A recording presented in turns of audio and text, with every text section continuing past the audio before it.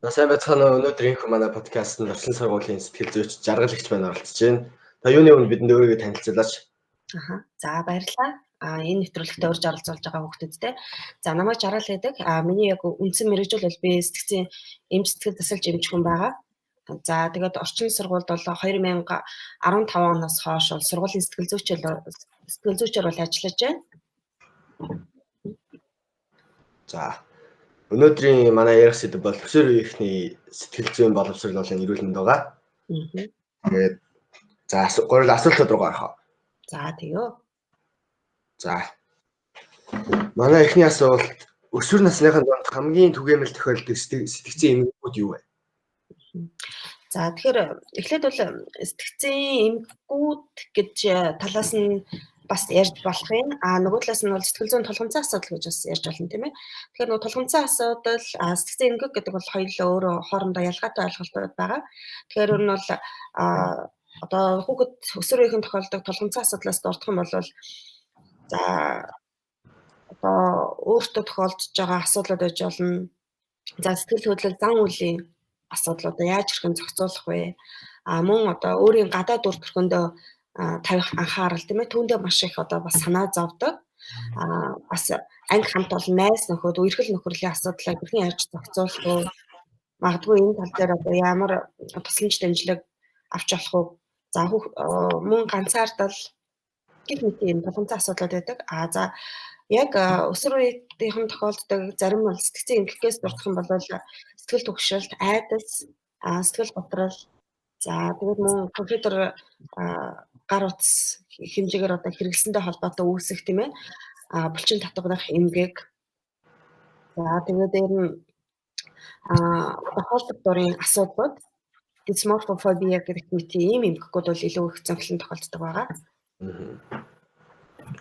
За тэдний ер нь гол шалтгаан шинж тэмдэгний юу? Одоо чинь хүүхдүүд ингээл гаднах төрхөмөрхөөсөө ингээл хичээл санаа зовж байгаа үед чинь яг ямар хөө үйл хөдлөл одоо өгүүлбэр хилж ашигладаг вэ?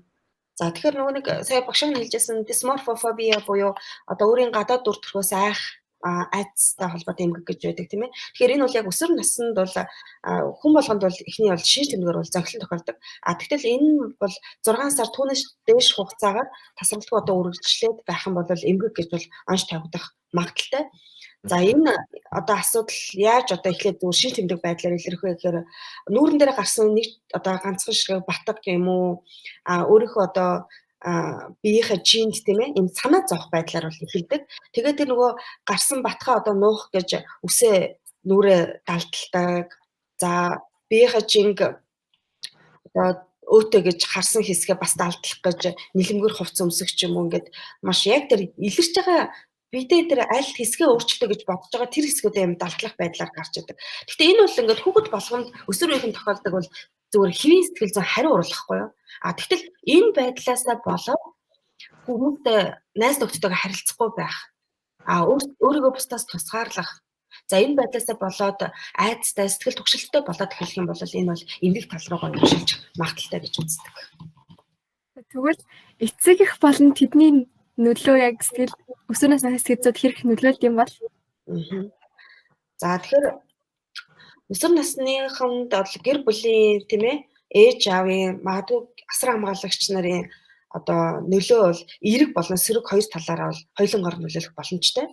За хүүхдтэйгээ илүү ойр дотн нээлттэй чөлөөтэй харилцдаг ээж аав одоо хүүхэдтэй гэр бүлийн орчин бодол таатай урамсгалтай байх нь бол тэр хүүхдийн сэтгцийн эрүүл мэндэд бол маш чухал нөлөөтэй. За ийм хүүхдүүд бол илүү өөрийгөө бас илэрхийлэх чөлөөтэй ямар нэгэн айдсгүй сэтгэл түгшилтгүй байж байдаг. За тэгээ ирээдүйд бол ийм хүүхдүүд бол илүү их өөртөө ихтэй ажил дээр болон сургууль дээр хамт олонтой нийгэмд бол одоо харилцахтаа бол илүү нээлттэй чөлөөтэй байдаг. Харин эсрэгээр хүүхдээ байнга гэршүүнжүүлдэг хүүхдээ хийж байгаа зүйлийг им хитрхи төгс сайнэр хийлгдэг, өөрийнхөө үзэл бодлыг шууд тулгадаг энэ байдал нь бол эсрэгээрээ нөгөө хүүхдийн өөртөө ихтэй байдлыг улам нэмэгдүүлдэг. За ийм хүүхэд бол ирээдүйд саяны нөгөө багшийн хэлжсэн нь бол эсрэг төрхөн дээр бол очиж байгаа юм л да. Яагаад гэвэл хин нэг нь намайг ингээ хийсэн зүйлийг маань шүүмжлэх болов. Одоо энэ маань буруу байх болов. Эсвэл хийж байгаа зүйлдээ юм эсвэл ханамжгүй байх улам илүү сайныг хийх, энэс илүү байх ёстой гэдэг юм өндөр шалгуур тавиад энэ нь өөрөө тэр хүний сэтгэл зүйд дамаа сэргүүл юм хандлагатай. Өсвөр насныхны сэтгэл зүй улс орон соёлоос хамаарат юу нь бол их өөр байдаг. Тэгээд жишээлбэл Америкт залуучуудын сэтгцэн эрүүл мэнд нь жилийн тусам ингээд дорооч байгаа гэсэн судалгаа хийх юм байлээ. Тэгээд энэ жил бол 9.7% байсан бол өмнө жил нь 9.2% байсан. Ингээд улам их сэтгэлийн хямралт өртөж байгаа хүмүүс амар их байгаа. Тэгвэл энэ нь Монголд хэрэг юм болоо. Тийм үү? Тэгэхээр ер нь бол одоо нөгөө сэтгцэн хүүхдүүд ингээ эмгэгийг аваад үзэх юм бол маш олон төрлийн эмгэгүүд байдаг байхгүй юу? Тэгэхээр ерөнхийдөө одоо ингээ 4-6-аар нь харах юм бол зохилон тохиолдох хүн амын дунд тийм ээ түгээмэл тохиолддог сэтгцэн одоо асуудлууд гэж байдаг. Тэрийг ингээд багцлаад аваад үзэх юм бол улс орон болгонд л ерөнхийдөө сүүлийн жилүүдэд сэтгцэн эмгэг бол өсөх хандлагатай байна. Өсвөр насныхны дунд гэдэг ийм судалгаанууд бол байна. Зүгээр багшийн төрөний хэлжсэн тэр зохилон тохиолдоод байгаа тэр сэтгцэн эмгэгүүдээс улс орны байдлыг харилцан аваад үзэх юм бол стресстэй холбоотой үүсдэг эмгэгүүд Аз яс заншил. Латин Америк хүмүүст бол бусад улс орныхоо бодсон бол харьцангуй яах нь илүү өндөр байна гэж үздэг. Яг л үзэх юм бол нөгөө Аз яс заншил чинь өөрөө тийм өөрийнхөө сэтгэл хөдлөл мэдрэмжийг багаасаа чөлөөтэй илэрхийлэх тал дээр соёлын хүчин зүйл нь яах нь нөлөөлөд явцсан. Аз хүмүүс харьцангуй яах нь тийм дотгошоо темпераменттэй тийм ээ. Өөрийнхөө үзэл бодлыг бусдад чөлөөтэй илэрхийлэхээр яах нь жоохон тийм одоо бага байдаг гэж үздэг штеп. Тийм учраас стресстэй холбоотой үүсдэг сэтгэл түгшилт, айдас зэрэг эмгэгүүдээр бол илүү өртөх магадaltaй. Тэгвэл хэрэг хүмүүс нь эмчилгээ хийлгээд чаддаг юм бол Монголд байгаа хүмүүсээс бол За тэгэхээр сая чи түрүүний асууж байсан Америкт бол жилээс жил ингээд залуучууд өсөд байна гэдэг тийм ээ. Тэрийг бас хоёр хүчин зүйлтэй холбоод үзэж болно л доо. Яг тэгэхээр нөгөө хүн амын дунд сэтгцэн эрүүл мэндийн боловсрол нь маш одоо сайн илрүүлдэг. Тэрнийхээ хэмжээгээр илрүүлэг айгүй сайтай байгаа байхгүй юу? Тэгэхээр нөгөө хүмүүс надад тулгараад байгаа асуудал маань би бол ерөнхийдөө сэтгцэн үед жоохон хэвэн биш байна. Энэ байдал маань явандаа одоо эмгэг болох магадaltaй байж болцшгүй гэд өөрөө тэр их сурвалжийг хайж тийм ээ. Өөрөө хаанаас яаж тусламж авахаа ингээд мэддэг учраас хандах байдал нэмэгдээд илрүүлэг онцлогоо сайтай байж болно. Тэгэхээр сэтгцэн эмгийг өсөөд байна гэдэг дүр зураг харагдаж болно. Тэгвэл эсвэргээр энэ сэтгцэн эрүүл мэндийн талаарх боловсрол мэдлэг бага байх тусам илрүүлэг онцлогоо яах нь бас сул явах талтай. Тэгвэл харьцангуй сүүлийн үед бол энэ нөгөө хэвлэл мэдээлэл одоо энэ сошиал ертөнцийн тийм ээ нээлттэй болсонтой холбоотойгоор хүүхэд өсвөр залуучууд бол энэ сэтгцэн эрүүл мэндийн талаарх ойлголт бол харьцангуй нэмэгдэж байгаа. Өөрийнхөө одоо сэтгэл зүйг бол багаас нь бол хамгаалах арга хэмжээнүүдийг авч байгаа. Түүнтэй холбоотой бол эцэг эхийн зүгээс нийгмийн зүгээс хүүхдүүдийн зүгээс бол ийм сэтгэл зүйн тусламж үйлчилгээнд хандах байдал ихсэж байгаа. Түүнийгээ дагаад илрүүлэг онцлогоо бас сайжирч байгаа л гэсэн үг. За баярлаа.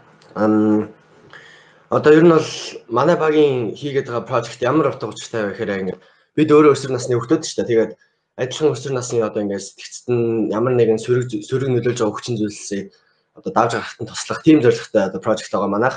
Тэгээд ер нь бид буюу 3 дахь читгээдүүд яг яаж бусад өсвөр насныхандаа ингээд тусалж чадах вэ? Та болцооч.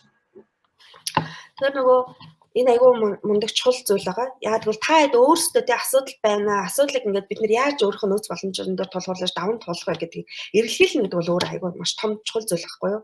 За тэгэхээр маш олон хэлбэрээр хүүхдүүдийн нэг зохион байгуулж болно.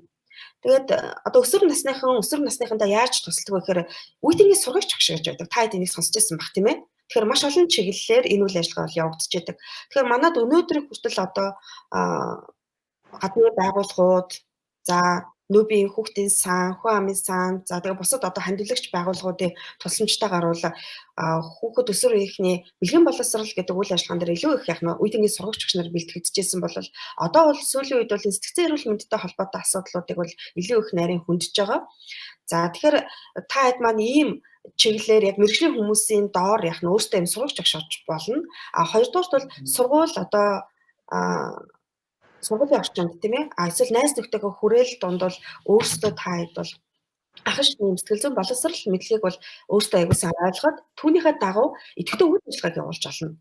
За сургуулийн орчинд байх юм бол нийгмийн ажилтан нийгмийн ухааны багш магадгүй сургуулийн сэтгэл зүйчтэй сургууль ах юм бол сэтгэл зүйч нартайгаа хамтраад ийм клубүүдийг байгуулад хүүхдүүд өөрсдөө энэ дээр яхна сайн дурын оролцоотой идэвхтэй имжлэгтэйгээр бас үйл ажиллагаагаа явуулж болно. Мөн сургуулийн орчинд бол яхна эрг уур амьсгалыг бүрдүүлэх одоо зурагт хуудас эсвэл сард нэг удаа тийм аян өрнүүлэх одоо дэлхийн одоо сэтгцэн эрүүл мэндийг хамгаалах өдөр байдаг 10 сарын 10. За гэх мэтчлийн тэмдэглэлт өдрүүдийг сургууль анги одоо хамт олон дээр бас зохион байгуулж бас болох юм байна. Ер нь тайлбарлаж байна. Ер нь манай сургуулийн хүүхдүүдийн хувьд танд хэрэг ханддаг бай. За тэгэхээр анх одоо яг 5-6 жилийн өмнө ингээд орж байхад бол сургуулийн сэтгэл зүйч гэж яг хэн байдгийг гэдэг бол одоо ажилтан албан хаагчид багш тийм ээ. За тэгээд ер нь эцэг эхчүүд хүүхдүүдэд бол ийм одоо танихгүй тийм ертөнцөл байсан. Тэгтэл энэ одоо хугацаанд бол хүүхдүүд эцэг эхчүүд багш нарын бол хандлт бол ингээд жилээс жил бол өснө нэмэгдэж байгаа. Тэгэхээр ингээд би миний зүгээс ингээд анзаарсан зүйл юу вэ гэхээр сургуулийн орчинд бол дайшгүй сэтгэл зүйч өөрөө байх ёстой юм байна. Яг тийм байдаг учраас хүмүүс ингээд нөгөө өөрсдөө яах нь эхлээд нэг шиг дасан зохицдог юм байна тийм ээ. Тэгтэл үеийнгийн нэг хүүхэд нь магадгүй нэг хүн тэнд дотроос зөвлөгөө аваад өөрт нь ямар нэгэн үр дүн гараад хэлэх юм бол өөрийнхөө тэр өөрчлөлтийг бусдаа найз нөхдөдөө за насан туршид ялгаа авахгүй ингээд бие биендээ ингээд дамжуулдаг юм байна. Тэгэхээр нөгөө нэг сургууль дээр орчинд магадгүй юм эрүүл уур амьсгал бүрдэлж гэж байгаа байхгүй.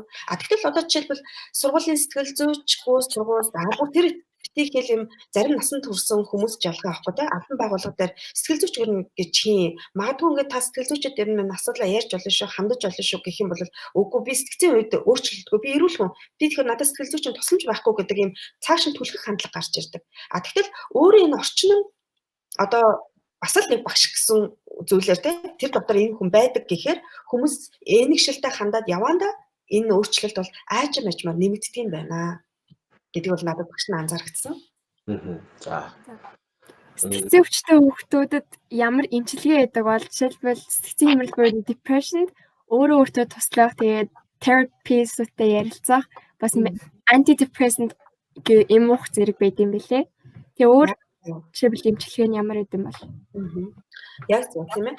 Тэгэхээр яг ингээд нөгөө эмгэг гэдгээ ингээд онцлуулах эхлээд нэгдүгээр хэрэгтэй байгаа хүүхдүүтэй. Яг тэгэхээр ингээд багш нь энэ дээр бас анзаарч хэлмээр санагддаг.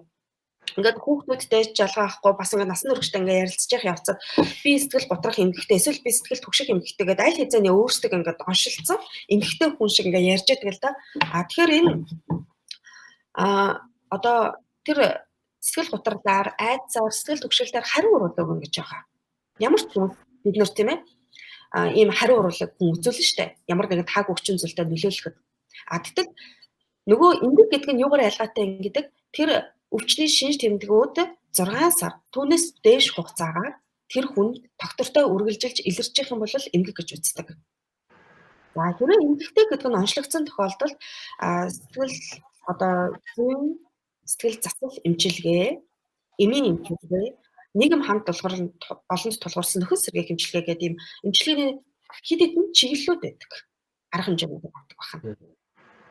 За та бол одоо ингээд ийм сэтгэл зүйн асуудалтай хүүхдүүдтэй их харьцаж байгаа юм байна. Тэгээд ер нь бол судалгаанаас үзэхдээ гадаадын улс орнууд бол ийм өсвөр насны сэтгэл зүйн асуудлыг бол бүр ингээд одоо агаарын бохирдол тийм том асуудлуудтайгаа энэ зэрэг хүчээс авч үздэг юм байлээ. Харин манай улсад судалгаанаас үзэхээр тэр нэрээ хангалтгүй байгаа юм шиг надад санагддаг. Таны хувьд одоо чинь яг Монголын хүүхдүүдийн өсвөр насны сэтгэл зүйн асуудал нь яг ингээд одоо агаарын бохирдол энтертэй одоо дүүцхээс авч үзэх хэмжээний том асуудал. Үнэхээр том асуудал. Тэгэхээр энд бол одоо нөлөөлж байгаа маш олон хүчин зүйлүүд байна. Тийм ээ.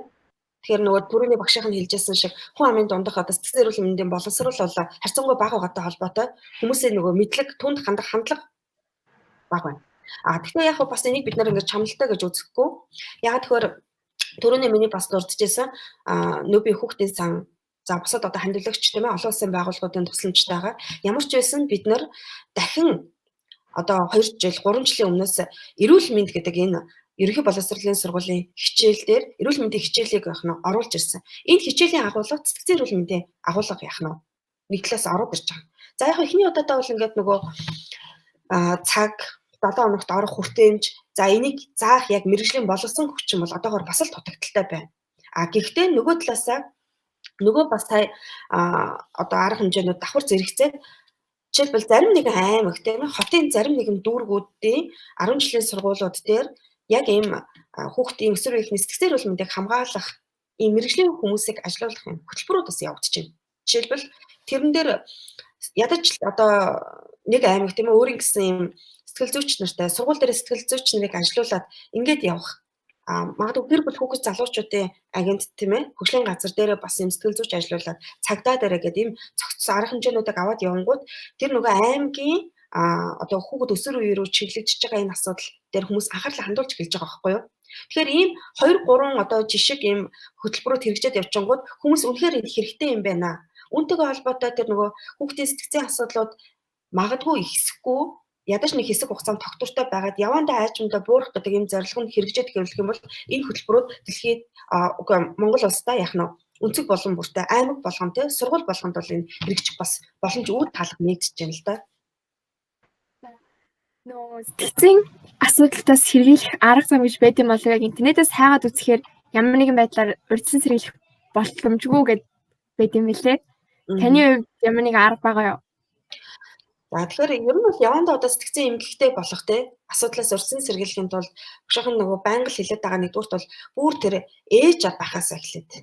Одоо жишээлбэл ирээдүйд та хоёр маань ч гэсэн гээд ээж ав болно тийм үү? Тэгэхээр та хоёр өөрсдөө одоо жишээлбэл сэтгцэн эрүүл мэндийг яаж одооноос эхлээ хамгаалах вэ? Ирээдүйд та хоёрын ээж болох учраас тэр хүүхдээ хэвлийг бүрлдэх бий болох цагаас нь эхлээд хүүхдтэйгээ яаж одоо харилцах вэ? Яаж хүүхдэд төрсний дараа эрүүл гэр бүл байх вэ? Тийм ээ. За тэгээд хүүхдээ би ямар одоо өөрийгөө илэрхийлэх тийм чадвартай хүүхэд болгох вэ гэдэг энэ бол ерөнхийдөө нөгөө хүн байх гэдэг боловсролч л өөрөө эрүүл ажил амьдрах гэдэг энэ хөгжилтэйгээ холбоотой цаашлаад явах юм бол хүний ирээдүйн сэтгцэн эрүүл мэндийг яах нь хамгаалах үндсэн суурь асуудал болов уу гэж бодож байна. Ямар тэгвэл дасгал эсвэл амьдралын хэвшил сэтгцэн эргээр нөлөөлт ямар жишээлбэл йог хийх, сэлэх, алхах гэд ямар олон дасгалууд байдаг. Тэрнээс та алийг нь бид нар хийгээсэй гэж зөвлөх вэ? Яг саний хэлсэн одоо дасгалын төрөлтэй эдгээр бол бүгдээрээ нөгөө хүн болгонд нөгөө стресстэй амьдралд байгаа. Гэхдээ тэр стрессийг одоо даван туулах магадгүй тэр стресстэй одоо эргээр дасан зохицох ийм аргууд тахгүй юу? Тэгэхээр саний бүх аргууд хэрэв бүгд тэрийн хүн ингээд өөрийнхөө амьдралд жишээлбэл те жаргал гэдэг хүн надад яг энэ арга хамгийн үр дүнтэй гэдгээ тодорхойлж чадсан бол тэр арга өдөр тутамдаа ажил амьдралдаа бүр хэвшил болгож чадах юм бол тэр хүнд үр дүнгээ өгнө. За. Тэгвэл таны дуртай ишлэл юу байдаг вэ? Манай багийн хувьд бол нөгөө it's okay to be not okay буюу зүгээр биш байх нь хэвэн зүйл гэх. Яг сэтгэл зүйн талаас тийм урам гэсэн үгийг ашигласан. Тэгвэл таны хувьд ямар үг байдаг вэ? Би бас яг энэ үгтэй айгуу санал нийлж байна. Тэгээд нөгөө сүүлийн үед одоо дуртай тий зөвлөд ер нь уханд урам хүрдэг. Хүмүүс ингэж нөгөө ингэдэм байл да. Бүхэн айгуу сайхан байх гэдэг. Жишээлбэл би одоо ингээд айгуу гоё юм 50 орчим байвал анхаарал төвлөрөх юм бол би хичээл айгуу сайн хийх байсан. Тэ? Би тийм байсан бол гэдэг ч юм уу. Эсвэл магадгүй надад ийм зүйл байсан бол би ийм амжилтанд хүрэх байсан. Тэгэхээр нөгөө хитрхи бүх юмыг амар юм эргээр болгох тусам сөрөг зүйлүүд айгуу их юм тодордог гэдэг зүйлүүд айгуу хүлээж зөвшөөрсөн байхгүй юу? Тэр сөрөг нэг зүйлийг ч магадгүй яг байгаагаар нь хүлээж зөвшөөрөв. За магадгүй саний илтгэл дээр хэдүүлээ яриа л да тий. Тэгвэл тэр анхны үзэгчд маань намайг айгуу сайхан хүлээж авсан бол би өнөөдөр амжилттай ингээд байх байсан.